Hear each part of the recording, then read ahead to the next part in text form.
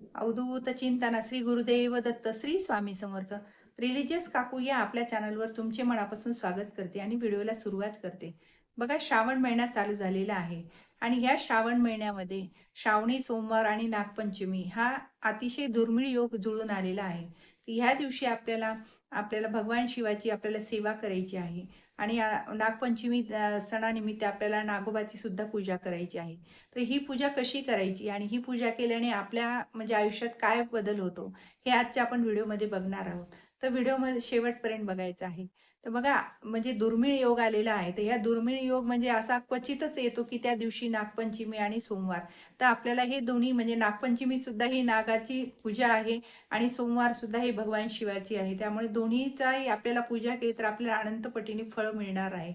आणि ह्या दिवशी अजून आपल्या कुठल्या सेवा आपल्याला आवर्जून करायच्या आहेत, ते खालील दिलेल्या लिंकवर क्लिक करा म्हणजे तुम्हाला सविस्तर व्हिडिओ बघायला मिळेल. श्री स्वामी समर्थ. जय जय स्वामी समर्थ.